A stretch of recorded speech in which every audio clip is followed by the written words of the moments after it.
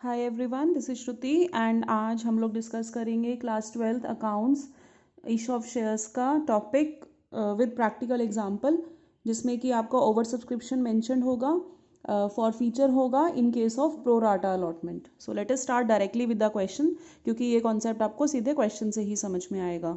नवलक्ष्मी limited ने prospectus issue किया जिसमें कि उसने 50,000 शेयर्स इन्वाइट किए थे। 10 रुपीज़ का एक था। ये शेयर जो है पार पे इशूड थे।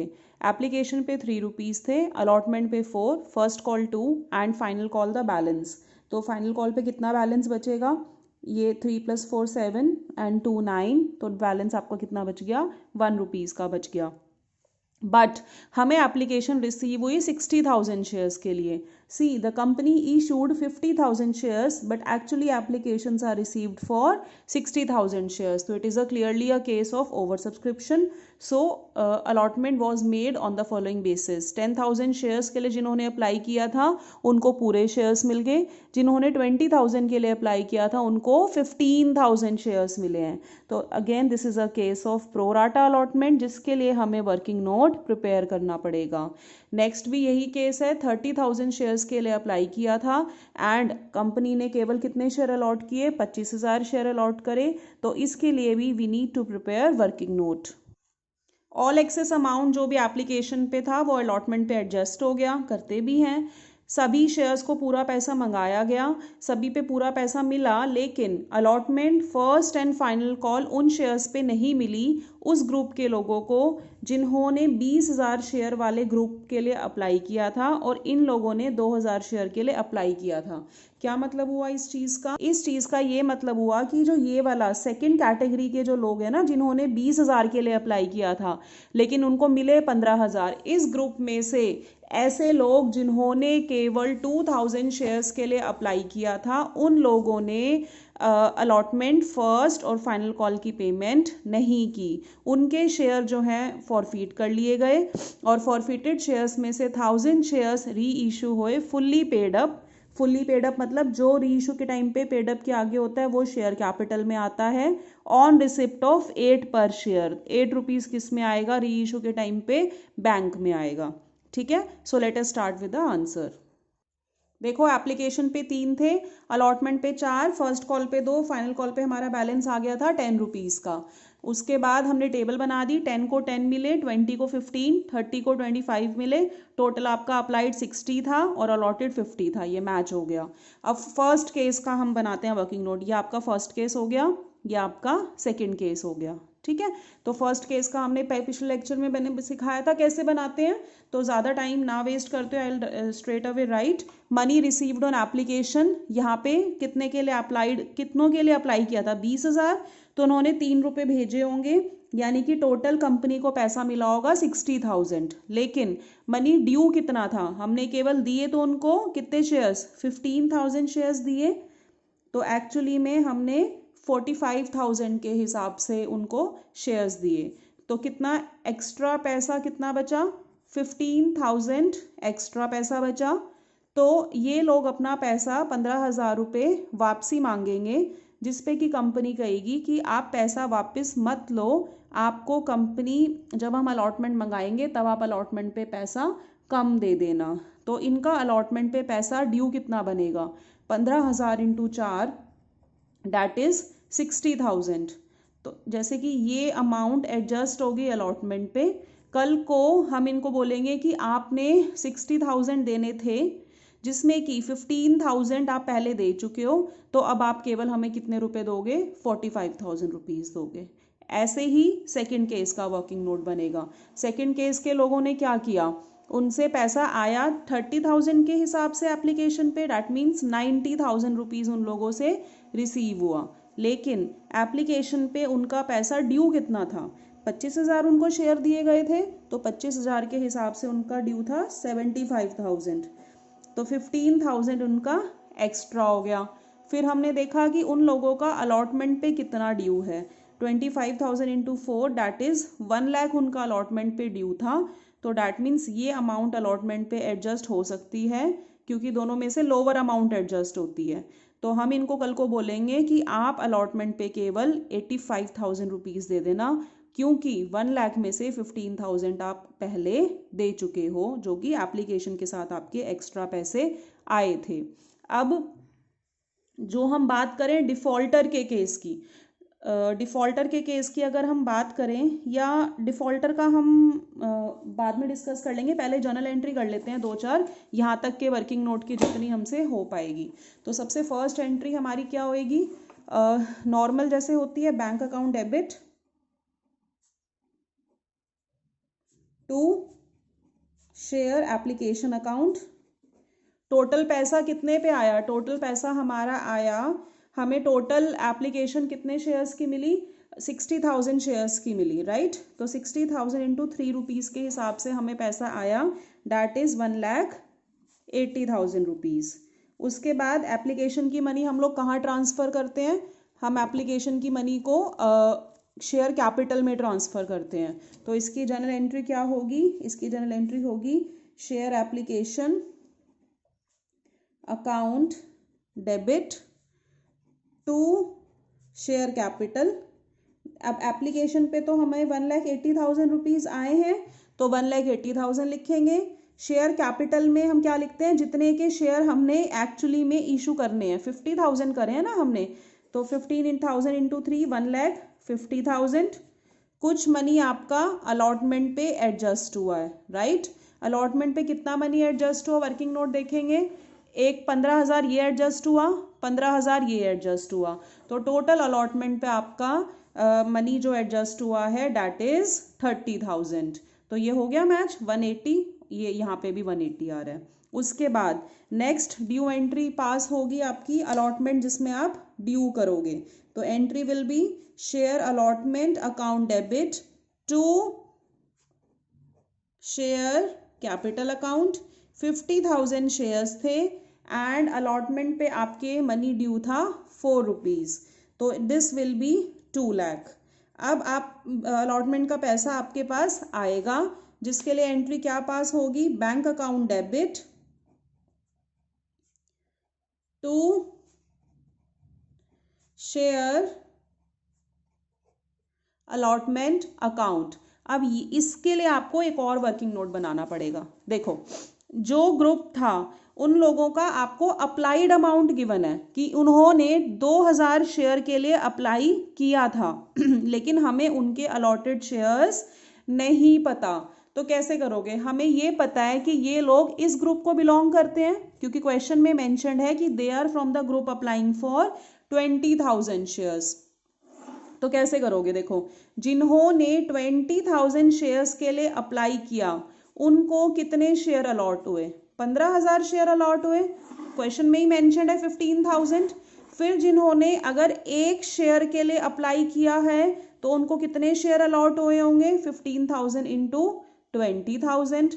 अब जिन्होंने 2,000 शेयर के लिए अप्लाई किया तो उनको कितने शेयर अलॉट हुए होंगे, 15,000 बाय 20,000 इंटू 2,000, दैट मीन्स उनको 15,000 शेयर्स अलॉट हुए होंगे।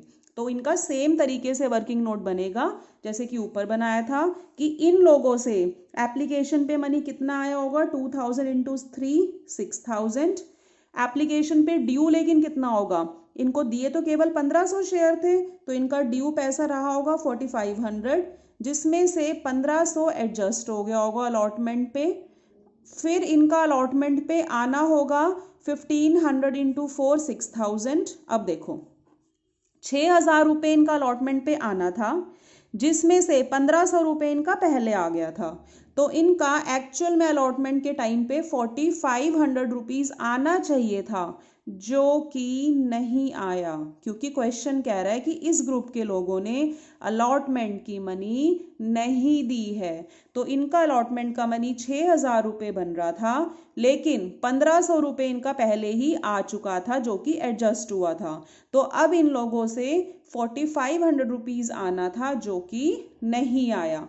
एंड इन लोगों से कॉल की मनी भी नहीं आई, लेकिन कॉल पे कोई मनी एडजस्ट तो नहीं हो रहा, तो कॉल पे सिंपल जितने की अलॉटेड शेयर है 1500 शेयर्स हैं और कॉल की मनी कितने रुपए की है 2 रुपीज़ की, यानी कि फर्स्ट कॉल पे अरियर है 3000 रुपीज़ का एंड सेकेंड कॉल पे अरियर है 1500 इंटू 1 रुपीज़ के हिसाब से 1500 रुपये का। तो अब समझ में आया हमें 1500 रुपये की 1500 शेयर्स की क्यों निकालने की ज़रूरत पड़ी।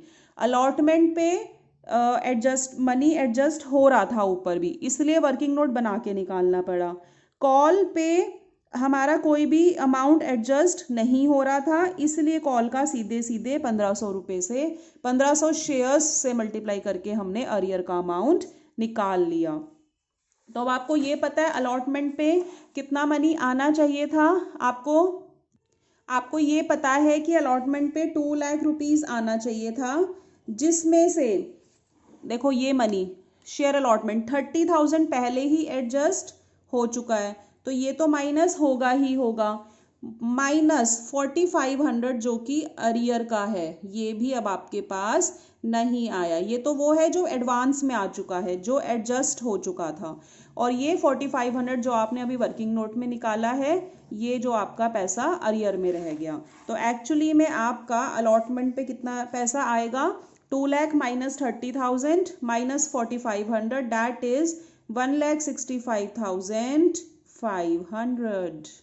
ठीक है, उसके बाद हम फर्स्ट कॉल की मनी ड्यू करेंगे, तो जनरल एंट्री होगी share first call account debit to share capital. कितने शेयर्स हैं 50,000 शेयर्स हैं एंड फर्स्ट कॉल की मनी कितने रुपए की है, आपकी फर्स्ट कॉल की मनी है 2 रुपीज़ की, तो 50,000 into 2 that will be 1 lakh. फिर आप क्या करोगे, फर्स्ट कॉल का पैसा आपके पास आएगा तो उसकी जनरल एंट्री होगी bank account debit to share first call. कितना आएगा 1 लाख रुपीज़ आना चाहिए था, माइनस अरियर, फर्स्ट कॉल पे अरियर आपका 3000 रुपीज़ का था, तो वो भी अब माइनस होगा आपको क्योंकि वो पैसा आपका नहीं आया, तो डैट इज 97,000 रुपीज़। देन आप क्या करोगे, सेकेंड कॉल ड्यू करोगे, share second and final call account debit to share capital. 50,000 shares थे इंटू 1, 50,000 रुपीज़ आपके ड्यू हुए, फिर आपके पास फाइनल कॉल का मनी आएगा, तो आप क्या करोगे bank account debit to share second and final call account. आपको मिलने चाहिए थे 50,000 रुपीज़, माइनस आपके अरियर में कितने आए 1500, अरियर आपका कितने रुपए का है 1500 रुपये का, तो एक्चुअली आपको पैसा कितना मिला 48,500। ठीक है, ये आपकी सारी कॉल्स तक की एंट्रीज पूरी हो गई हैं। अब नेक्स्ट एंट्री आप क्या करेंगे, फॉर फीचर की एंट्री करेंगे, तो फॉर फीचर की क्या एंट्री होगी, शेयर कैपिटल अकाउंट डेबिट। कितने शेयर्स थे 1500 शेयर्स थे और पूरा ही पैसा मंगाया था 10 रुपए के हिसाब से 15,000। अब क्या क्या नहीं आया, टू शेयर अलॉटमेंट, देखो अलॉटमेंट पूरा ऐसा नहीं है कि पूरे 4 रुपए का नहीं आया, अलॉटमेंट में से केवल 4500 रुपीज़ नहीं आए थे। हमने वर्किंग नोट में किया था ना कितने पैसे नहीं आए 4500 नहीं आए थे, है ना, और फर्स्ट कॉल पे नहीं आए 3000, सेकेंड कॉल पे नहीं आए 1500 रुपीज़, तो टू शेयर अलॉटमेंट। ऐसे ही टू शेयर फर्स्ट कॉल कितने का नहीं आया था 3000 रुपीज़ का नहीं आया। टू शेयर फाइनल कॉल कितने की नहीं आई, फाइनल कॉल नहीं आई 1500 रुपीज़ की। टू शेयर फॉर फीचर कितना पैसा आ चुका है, अब देखो या तो आप बैलेंसिंग फिगर निकाल लो, नहीं तो वर्किंग नोट में देखो इन लोगों से शुरू में देखो, शुरू में इन लोगों से आपने वर्किंग नोट बनाया ना, इनसे शुरू में 6,000 रुपये आए थे, उसके बाद एप्लीकेशन के साथ इन लोगों से 6,000 आ गए, उसके बाद कुछ आया थोड़ी ना इन लोगों से, अगली किश्त अलॉटमेंट की थी उस पर पैसा इन लोगों से आया नहीं, तो एक्चुअली में इन लोगों से शुरू में सिर्फ 6,000 रुपये आ गया था जो कि आपका फॉरफिटेड अमाउंट है। तो अगर आप मैच करेंगे तो ये मैच हो जाएगा, ये टोटल भी 15,000 आएगा। ठीक है।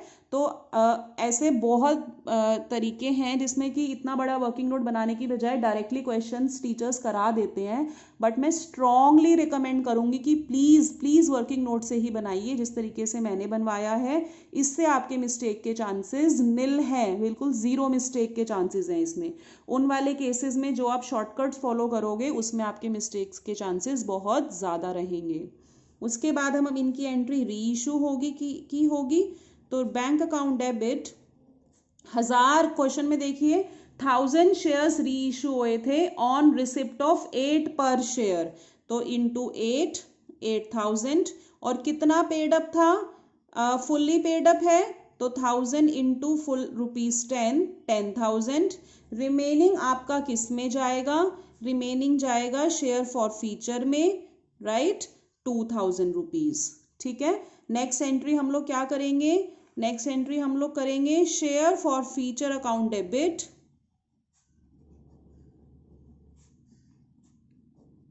To capital reserve account. अब कैसे निकालोगे, आपके फॉरफीट तो है 1500 शेयर, री इशू है केवल 1000 शेयर्स, तो वही सेम जैसे सिखाया था पिछले लेक्चर में कि अगर 6000 रुपीज फॉर फीचर है 1500 शेयर पे, तो 1000 पे कितना फॉर फीचर आपका होगा, तो ये फॉर फीचर है 4000, जिसमें से 2000 रुपीज तो देखो आपका ये रहा, 2000 रुपीज तो आपका यूज हो गया, तो रिमेनिंग 2000 आपका किस में चला जाएगा, कैपिटल रिजर्व में चला जाएगा, राइट। तो अगर हम टोटल अब देखें, इन टोटालिटी देखें फॉर अंडरस्टैंडिंग कि टोटल आपका फॉर फीचर अमाउंट 6000 रुपीज का था, ये रहा, जिसमें से 4000 रुपए के शेयर, 4000 के हिसाब के शेयर री इशू हो गए। इन री इशू में से 2000 रुपीज का तो आपका पैसा यूज हो गया री इशू के टाइम पे, और रिमेनिंग 2000 आपका किस में चला गया, कैपिटल रिजर्व में। 6000 में से 4000 यूज हो गया सारा, रिमेनिंग कितना बचा 2000, वो शेयर फॉर फीचर में अभी तक एज इट इज पड़ा रहेगा जब तक कि ये शेयर री इशूड नहीं हो जाते। ठीक है। तो कुछ भी नहीं है, बस आपको एक चीज ध्यान रखनी है कि फॉर एग्जाम्पल अलॉटमेंट पे आपका अरियर है, ठीक है, और अलॉटमेंट पे ही आपका मनी ऊपर एडजस्ट हो रहा है, तो डिफॉल्टर के केस का वर्किंग नोट आपको बनाना पड़ेगा।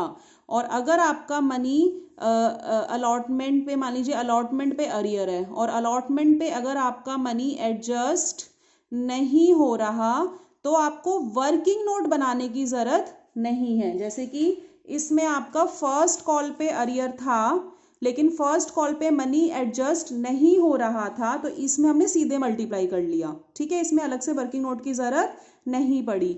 लेकिन अगर आपको जैसे अलॉटमेंट पे भी अरियर था, लेकिन ऊपर मनी जो है अलॉटमेंट पे एडजस्ट हो रहा था, इसलिए हमें इसका भी वर्किंग नोट बनाना पड़ा। एंड इन एनी केस आपको अलॉटेड शेयर्स तो निकालने ही पड़ेंगे। क्वेश्चन में जैसे कि इसमें अप्लाइड गिवन थे, तो अलॉटेड नहीं थे, तो आपको अलॉटेड शेयर तो चाहे वर्किंग नोट बने चाहे ना बने, आपको अलॉटेड शेयर्स तो कैलकुलेट करने ही करने पड़ेंगे। ठीक है। Thank you so much for watching.